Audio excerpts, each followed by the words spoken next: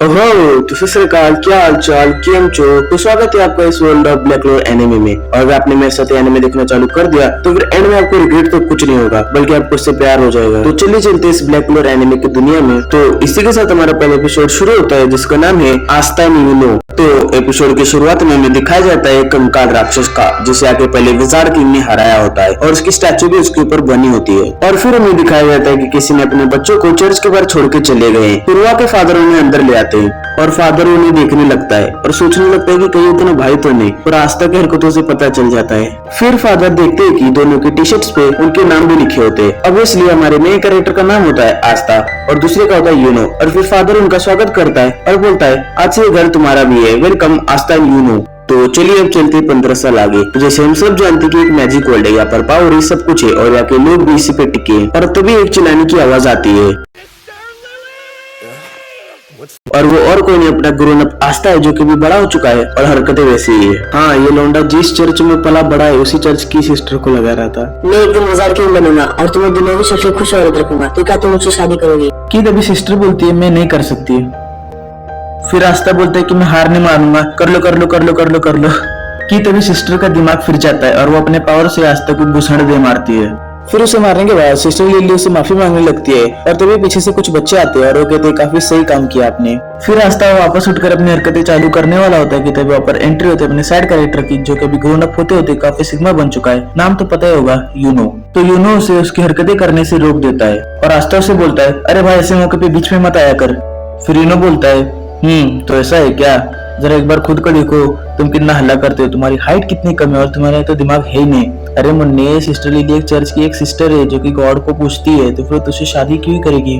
तो आस्था उसे बोलता है आजा तुझे तेरी औकात दिखाता हूँ। फिर उन्हें बोलता है तो ये तो बिल्कुल समय की बर्बादी है। जिसे सुनकर वहाँ के बच्चे भी एग्री करते हैं और बोलते हैं तुम यूनो को कभी हरा नहीं पाओगे, क्योंकि इस वर्ल्ड में सिर्फ एक ही ताकत है, वो है मैजिक, जो कि तुम्हारे पास नहीं है। हाँ दोस्तों, ये पावर वाले वर्ल्ड में हमारे मेन कैरेक्टर के पास कोई पावर्स नहीं है और वो कभी भी उदास नहीं होता, कभी हार नहीं मानता। और आस्था बिना उदास हुए बोलता है तो क्या यूनो मेरे जैसे ऐसे क्रंचेस मार सकता है? तो मैं बनूंगा अगला विजार्ड किंग। तो तभी बच्चे बोलते विजार्ड किंग गांव का सबसे ताकतवर बंदा होता है और सिर्फ क्रंचेस मारने से कुछ नहीं होता। तभी यूनो अपने मैजिक से सिस्टर लिली की मदद करता है कपड़े सुखाने में और उसकी पावर देखने के लिए सारे बच्चे भी गैदर हो जाते हैं। फिर सिस्टर लिली उसे थैंक्स भी करती है और तभी आस्था जेलस के मारे लकड़ी काटने जाता है। पर जैसे कि साइड कैरेक्टर का रोल होता है मेन कैरेक्टर की जलाना, वहाँ पर यूनो आ जाता है और अपने पावर से लकड़ियां भी काट देता है। फिर आस्था गुस्से में उसके पास जा रहा होता है कि तभी वहाँ पर चर्च के फादर आ जाते हैं और वो भी यूनो की तारीफ करने लगते हैं। यूनो हमारे चर्च की शान है और एक ही उम्मीद है, यूनो ही अगला विजार्ड किंग बनेगा। तो आस्था उदास बैठा ही होता है कि तभी वहाँ पर सिस्टर लिली आ जाती है और उसे उम्मीद देती है कोई बात नहीं, अब तुम्हारी उम्र भी हो चुकी है और तुम्हें तुम्हारी ग्रीमोरा जरूर मिलेगी। फिर आस्था बोलता है आप देखना सिस्टर लिली, मुझे सबसे अच्छी ग्रीमोरा मिलेगी और मैं विजार्ड किंग जरूर बनूंगा।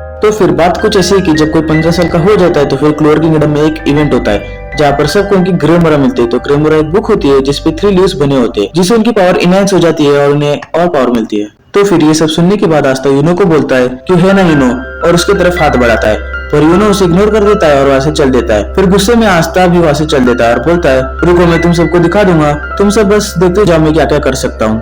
फिर सिस्टर लिली यूनो के पास जाती है और बोलती है तुम्हें आस्था के साथ ऐसा नहीं करना चाहिए था, तुम्हें आस्था के साथ अच्छे से रहना चाहिए। फिर यूनो से बोलता है मेरे रहते हुए विजार्ड किंग कोई और बन ही नहीं सकता। फिर हमें सिस्टर लिली के द्वारा ये पता चलता है कि कैसे यूनो पहले बचपन में क्राई बेबी हुआ करता था और वो कैसे अभी एक सिग्मा बन गया। और सिस्टर लिली सोच रही थी कि आस्था क्या कर रहा होगा, कहीं वो रो तो नहीं रहा।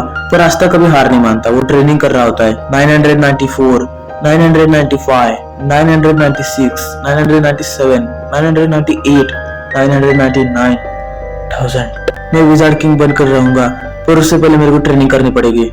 और फिर फाइनली वो इवेंट आ जाता है जब मार्च के महीने में फायरफ्लाई डैंडेलियन हवा में नाचने लगते और हमारे क्लोर किंगडम में 15 साल के बच्चे एक जगह एकजुट होते और अपने ग्रेमोरा को एक्सेप्ट करते अपने पोटेंशियल अनुसार और अपने पावर एक्सेप्टेंस के लिए। सब एक जगह यानी ग्रेमोरा टावर पे आ जाते हैं और वहाँ तो रॉयल फैमिली के भी बच्चे आते हैं जो कि आस्था का मजाक उड़ा रहे होते हैं। आजकल क्या जमाना आ गया है, किसी को भी ग्रेमोरा मिल रहा है, सिर्फ नोबल्स और रॉयल फैमिलीज को ही मिलना चाहिए। वैसे भी एक अकलौता लड़का है जो कि पावर इस्तेमाल नहीं कर सकता। और फिर वहाँ एक बुढ़ा आता है जो कि वहाँ का मास्टर होता है, जो कि इवेंट कंटिन्यू करता है और एक मैजिकल स्पेल बोलता है जिससे सभी ग्रेमोरा उनके पास जाने लगते हैं और सब लोग खुश होने लगते हैं उनके ग्रेमोरा को देखकर। पर एक मिनट, अभी तक अपने आस्था को ग्रेमोरा नहीं मिली और सब उस पर हंसने लगते हैं कि तभी यूनो को अपनी ग्रेमोरा मिल रही थी, जो कि कोई नॉर्मल ग्रेमोरा नहीं होती, वो थी 4 लीफ ग्रेमोरा, जो कि अपने फर्स्ट विजार्ड के पास भी थी, जो कि रिप्रेजेंट करती है faith, hope, love and luck. जिसे देखो के सारे लोग शौक रह जाते हैं, ना ही नोबल फैमिली से ना ही रॉयल फैमिली से, इसे मिली तो मी कैसे। फिर इन्हें घूमता और कहता है मैं बनूंगा विजार्ड किंग, जिसे देख सब लोग उसकी तारीफ करने लगते। पर तो भी आस्था खड़ा होता है और बोलता है मैं बनूंगा विजार्ड किंग। फिर यूनो उसको उसकी औकात दिखा देता है और उसे इग्नोर करके चल देता है। और हम ये भी देख सकते हैं कि कुछ लोगों की यूनो की ग्रेमोरा पे नजर पड़ चुकी है। और फिर हमें दिखाया जाता है कि आस्था पेड़ के बल उल्टा लटका है और उम्मीद खोई रहा होता है कि तभी वो कुछ ऐसा बोलता है कि वो आपको भी सुनना चाहिए। No! I won't give up that easily! You're not winning this round, Fate! Don't underestimate me! It doesn't matter if it takes a year or 2 or 10 or 100! I don't care! I'll work till I get that grimoire! I will become the Wizard King! I'll prove anyone can be great! Even a poor commoner who was abandoned at birth! Take that! And just you wait, you know!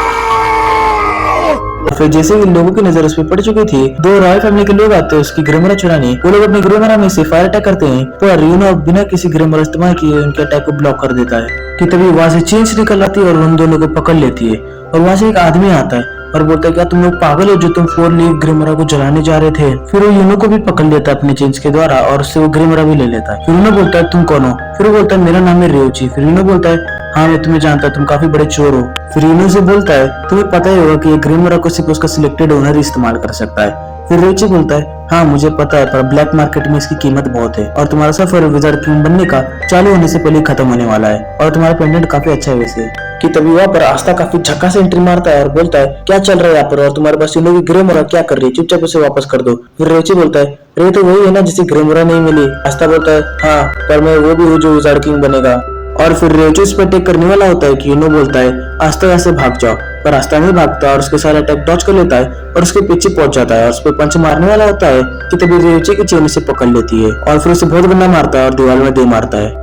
और रियोची उसके पास जाकर काफी disrespectfully उस पे पैर रखता है और आस्था तभी भी बोलता है मैं बनूंगा विजार्ड किंग। फिर रियोची बोलता है क्या मजाक कर रहे हो, क्या तुम्हें एक बात पता है जो चेन से लोगों की मैजिक पावर्स भी नाप सकती है और इसे नापने पे पता चल रहा है कि तुम्हारे अंदर कुछ है नहीं, तुम ऐसे ही पैदा हुए हो, लूजर पैदा हुए तुम और तुम्हारी इस दुनिया में कोई कीमत नहीं जिस दुनिया में पावर ही सब कुछ है और इसलिए तुम्हें ग्रेमोरा भी नहीं मिली। तुम विजार्ड किंग बन ही नहीं सकते, तुम्हें कोई जॉब भी मिल जाए वो भी नामुमकिन है और तुम्हारा दोस्त भी तुम पे हंस रहा होगा। ये दुनिया तुम्हारे लिए बनी नहीं है, तुम एक लूजर हो। और आस्था को काफी लात भी मारता है। और फिर आस्था सोचता है क्या ये सच बोल रहा, मैं कितनी भी मेहनत करने में पावर इस्तेमाल नहीं कर पाऊंगा। और पहली बार आस्था हार मानने वाला होता है, क्या मेरे को हार मान लेनी चाहिए। तभी यूनो चिल्लाता है ओए तुम यूजर किसको बोल रहे हो, वो भले विजार्ड किंग नहीं बन पाएगा क्योंकि अगला विजार्ड किंग मैं बनने वाला हूँ और वो मेरा राइवल है। जिसे सुन आस्था अलग ही फॉर्म में चल जाता है और बोलता है चल दूर हट मुझसे, मैं तुझे बताता है। और फिर तभी क्या और फार्मिंग मूवमेंट होता है, पूरा गूज़बम्प आ जाता है। तभी आस्था से एनर्जी आने लगती है और जैसी। फिर वहाँ पर आती है आस्था की ग्रेमोरा जो कि कोई नॉर्मल ग्रेमोरा नहीं होती, वो होती है 5 लीफ ग्रेमोरा जो कि पूरी दुनिया में एक ही है। नॉर्मल ग्रेमोरा में होती है पावर्स, वही 4 लीफ ग्रेमोरा में होती है फेथ होप लव पावर्स और वही 5 लीफ ग्रेमोरा में होती है फेथ लव होप लक और उसके साथ साथ एक एक्स्ट्रा लीफ में होती है डीमन द डिमोनिक पावर्स, जहाँ पर वो अपनी पावर इस्तेमाल करके एक वेपन बुलाता है और बिल्कुल डिमोनिक लगने लगता है। फिर